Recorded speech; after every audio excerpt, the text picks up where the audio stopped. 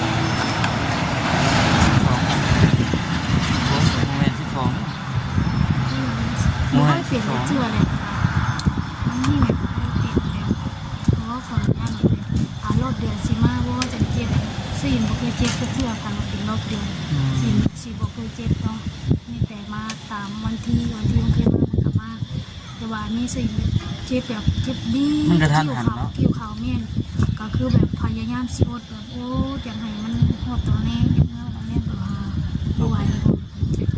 กินซุ่ม บอกคำอันบอกคำนั้นไปฮอดอันจะฮอดบ้านสร้างแก้วเลยพี่น้องเนาะทวิตก็ฮู้อยู่แต่ว่าทั้งทีเพิ่นว่าเดี๋ยวอดเอาตอนเช้านะบอกคำว่าสิไปเอาได้แหละตอนเช้าแต่เพิ่นว่าพออยู่ได้บอกคำก็เลยดีทอดแต่ว่ายังไม่ได้ไปไกลพี่น้องเนาะว่าซั่นใครแต่ว่าโอ้แค่ว่าเมื่อใดเมื่อหนึ่งค่อยขึ้นไปทั้งเหนือพุ่นที่เด็ดๆ นอนหายเจ็บแล้วเศร้าแล้วแบบนี้เนาะบ่เคยเป็นเนาะ กินข้าวบ่ตรงเวลาที่จะ กินจนเศร้าเคยก็กินแล้วกินแล้วก็ไปแต่ว่ากินเมื่อไรตอนเช้ามันยังจะเศร้า เขากินบ่หลาย กินข้าวแต่เศร้าเขาบ่ค่อยอยากเลยเขาว่าสิกินเมื่อไรปั้นกินก็อุ่นท้องไปแล้วก็ไปนั่งกระเจี๊ยบมากหุ่มสิ่งโอ้เอาทางบางการบรรดาให้ข่อยมาหับบ่ ก็บอกเพิ่นเท่าไรเทื่อได้พี่น้องแต่ว่าเพิ่นมีแต่ปฏิเสธตลอด สิ่งก็เลยว่าบ่เป็นหยังว่าเจ้าไปเรียกเราเด้อว่ะความบ่อยากให้ขาดเรียกทั้งสองคนว่ะ จะฮู้ว่าไปพามาเบิดได้คนตัดผมไว้แล้ว ตัดผมไว้แล้วพี่น้องเลยเนาะตัดตรวจปกติสิเพิ่นอยู่บ่ตัดไทยไปกินมาเลยแล้วว่าจะเมียเจ็บท้องอยู่สวรรค์ว่าซั่นอันนี้จะบอกทางช่างเพิ่นเพิ่นสิฮู้เนาะว่าเอาตัดผมแล้วสิไปเวียกนะนี่ก็ปะบ่หน้าอยู่พูดเลยบ้านพูดแล้วบ้านพุทตูพูดแล้ว เอารถขี่รถจักรนั้นบ่ บ่แล้วขี่จักรไปน้ำกัน เอ้า แต่ว่าอ้ายก็ยังขี่ไปทั้งพุ่นอยู่เด้ก็เลยให้เพิ่นถ่ายอย่างนั้นตั้งใจแห้งแบบสิ่งถ้าเราบ่เจ็บแบบไอ้เดี๋ยวเราสิ่งสิบ่บอกแล้วก็บ่ให้มาทำแล้วก็บ่แบบบ่หยุดบ่หยังก็ไปได้แต่ว่ามื้อนี้พอจะเกิดตั้งแต่เกิดสิ่งหาก็เจ็บท้องนี่ที่ว่าคิดว่าเป็นไส้ติ่งบ่โอ้ยตายแล้ว เป็นเฉพาะเนาะนั่นต้มกินอยู่แล้ว กินแล้วต้มน้ำต้มลูกต่อ คือว่าเป็นเนาะกินตำหุ่งผมเล้งว่านอยู่มั้งอากาศร้อนคือได โอ้โหเนาะจักทิศทางไหนมันยาก แต่ว่ากินหันแต่ว่าข่อยก็กินนี่กันปกติแต่ว่าอุณหภูมิร่างกายเขามันบ่คือกันที่วะเนาะ เนี่ยแต่บ่นเฮ็ดเวียงมันบ่มียาเลย หมูได้หมูอะไรท่วงบ่ ก็ไปบอกน้าสาวว่าเอาสิลาเมื่อเด้อไปหาเมื่อได้ก่อนเจ็บพี่น้องก็บอกว่าเจ็บพี่น้องบ่วันเดียวน้องดูยิ่งก่อนก่อนว่านี่บ่ได้แล้วเจ็บพี่แล้วก็คือน้องว่าไปนอนพักบ่พักกับบ่เศร้าคนน้องจีบเขาจีบมันเศร้ายาบ่ได้ก็คือแบบที่น้ำตาพี่น้องกินก็บ่ลงบ่ไหวค่ะคุณว่าเจ้าเมื่อก็ได้คุณว่าข่อยทางหญิงกันเลยทั่วทางบอกคำบอก เพิ่นบ่อยากให้มาบ่ได้ แม่นคุณบ่ ผู้หญิงบ่อยาก ที่มาคุณจาม คนมันเจ็บเนาะคนมันเจ็บเป็นหยังต้อง คุณจามเวลาคุณจามเวลา คนมันเจ็บเกิดเป็นหยังต้องหลั่งกันไว้นะ กินเฮาโบเจ็บกันเลยด้วยนะครับเป็นคู่นะจ๊ะยังเอาเครื่องมาให้เขามีแต่สิ่งหรือว่าบ่ไหวแล้วเนาะขอกลับบ้านเลยคือก็คือว่าเจ้ากับตัวนี้บ่มีหยังแล้วก็คุณไปเอาเวลาให้งานห้องสินให้สินก็ออกมาเลยเนาะเอามานั่งถาว่าเข้ากับบ้านมันเรื่องเจ็บจนให้ เพราะว่าระยะทางที่ว่าเฮาสิไปมันก็จังว่ารถใหญ่มันก็มันก็บ่นั่นเนาะมันรถเนาะจังว่ารถใหญ่นะพี่น้องมันบ่ถึงดอกจากทางบ้านจากทางขึ้นไปบ้านช้างแก้วเพิ่นยังบ่ได้ฮอดบ้านช้างแก้วไปดอกอยู่ในระยะกลางนี่แหละแค่ว่าเป็นรถใหญ่ก็สิบ่ถึงพี่น้องประมาณ30นาทีอันนี้แต่ว่าเฮาขับรถจักรมันรถรางเนี่ย มอง อันนี้รถล่างกับลายนะพี่น้องขี่จักรไปตัวสั่นก็เลยเมื่อนี้ก็บ่ได้ออกไปข้างนอกพี่น้องเลยเนาะออกไปถ่ายคลิปคือเก่านะบ่ได้ไปเมื่อนี้น่าจะเป็นมืออื่นบ่เป็นหยังพี่น้องเลยเนาะเรื่องออกไปถ่ายคลิปข้างนอกนี่ก็บ่ได้คิดหยังหรอกแต่ว่าได้ไปหาเมียมาตอนที่โรงชันก็ถือว่าโอเคแล้วล่ะทวิตว่าสิหน่อยพาเวะห้องหมอคนได้ทวิตนะ เนี่ยนั่นแหละเราสิบ่เวะห้องหมอก็ต้อง การใช้จ่ายมันหลายอันนี้เขามาต้มกินยาพื้นเมืองเขาแล้วก็ยังชื่อเวะซื้อยาน้ำคลินิกเอาพี่น้องเลยเนาะเป็นว่าเรื่องอยากพาเขาไปกวดโบนี่ก็อยากพาไปอยู่พี่น้องเลยก็เลยเขามาเบิ่งอาการก่อนทั้งพ่อแม่เราก็เลยเอา ยาดำนี่เจ้ากินเลย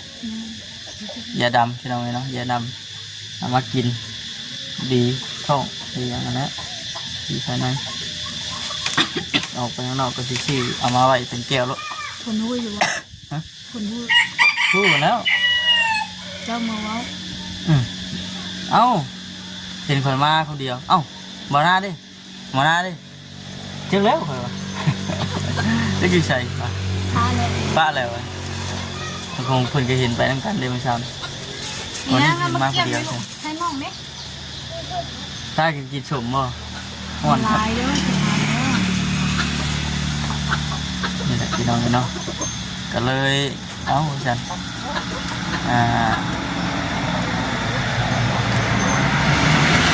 ทำกันแต่เฮ็ดเวียกกินน้ำเพื่อนนี่แหละพี่น้องเนาะเฮ็ดคนดินเขาห้านเพราะว่าท่านว่าชีออกไปก็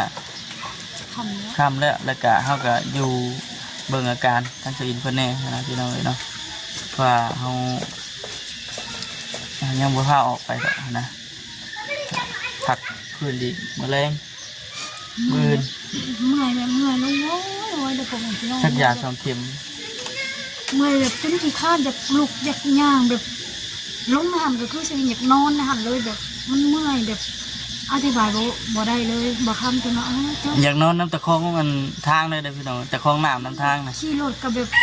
อ่อนมืดเลยสภาพตัวเองตอนนั้นคืออ่อนมืดหน้าลาเลยแบบก็สิบ่รอดในได้คนพี่น้อง หน้าเหลือง นี่แบบ หน้าเหลืองหน้าหูลึกดีพี่น้องตาลุกตาโกนเนี่ยคอย สิ่งก็ได้ขี่ว่า โชมที่ให้เพิ่นขึ้นรถบัดสองเทื่อพักจังโหด เสื้อที่สามก็คือแวะซื้อยานคลินิกเนี่ยนอนโต๊ะเขาเลยพี่น้องเลยโอ้ย จากเป็นคนที่แบบบ่ได้ขนาดนั้นเป็นคนที่แบบเจ็บน้อยนึงเฮากับสิบ่อ้วนขนาดนั้นเลยก็สิก็สิไปได้สิบ่อยู่แบบบ่อนเก่าแล้วก็สิบ่นอน หนึ่งมาเฮาบ่ได้ไปทางใดเลยหนึ่งมาเนี่ยเฮาบ่ได้ไปทางใดมีแต่ ขี่แต่รถ ขี่แต่รถแล้วก็ไปเฮ็ดเวียกหน้าเดียวนะ แม่น ไปนั่งเฮ็ดเวียกหน้าเดียวมันน่ะ มาแต่เวียกะ6 โมงครึ่ง มันบ่คือเด้อเจ้าอยู่เฮือนบัดเจ้าบัดเฮ็ดหันเฮ็ดนี่น้ำหัวน้ำแค่สิเฮาย่างไปหันไปนี่ไล่งัวไล่ควายสิเฮาย่างตลอด เอานั่นว่าเฮาจ้องแบบมันมีไฟแล้วก็จ้องตะขินนี่คือล่ะมันชั่วโมงเลิกเวียกกินข้าวพักบ่มีชั่วโมงพักมีแต่ชั่วโมงกินข้าว12 โมงไปสิค่ะก็ออกมากินข้าวเพื่อกินข้าวแล้วมัน12 โมงครึ่ง40 50ก็เฮ็ดเวียกต่ออีกแล้วเข้าเฮ็ดเวียกเป็น12 50ก็ละนอนหาโมงตรงออกมาชิวมาบ้านคือชิวมาบ้านนี่ค่ะ แต่ช่วงคนนั้นคนนี้โอ้เลิกจนดื่นเลยติ เมาก็ขี่รถนะครับเพราะเฮงแต่ละมื้อใส่ยินนะ เมาบ่ขี่รถอยู่อันใดสิ แม่นเพิ่นขับแบบเดิน มันเบรก ห นะ มวกเบรกเองตะกี้เซาวินบ่ได้เป็นนี่เลยค่ะตะกี้น้ำซีนบ่เป็นนี่ถ้าเข้าไปลูกมามันจะมันเป็นอะไรทางการน่าเปลี่ยนไปบ่ทำเมียจึงว่าโอ้ล่ะคันโตออกแดดไปน้ำแดดมื้อนึงชั่วโมงนึง บ่เชิญสิอยู่เย็นเด้อนี่อันออกไฟอันนี้อยู่กำอยู่ไฟ แต่ว่าเค็งแห้งอยู่แต่ว่าห่างกายว่าน้องเปลี่ยนสิ่งต้องซักยาวิตามินตลอดเลย ดือน2เดือนสิซักอยู่ชิ้นนึงเดือน2เดือนสิซักอยู่ชิ้นนึง อีก15นึงเขาสรุปนะคือตามเป็นไม่อยากกินอยู่ในตลาดเป็นวิตามินนั่นแดงๆนะไปเสร็จเนาะเดี๋ยวสิจบคลิปกันพี่น้องเลยเนาะวันที่นี้รายการขอบคุณหลายๆเด้อน้องทางกับใหญ่เนาะจะได้คุ้มไข่มีพัฒนาสิ่งใดก็ขอให้ได้ดังใจปรารถนาเด้อเนาะที่คิดเห็นทางบ่คำและก็สอินเนาะโอเคพี่น้องเลยเนาะสบายดี สบาย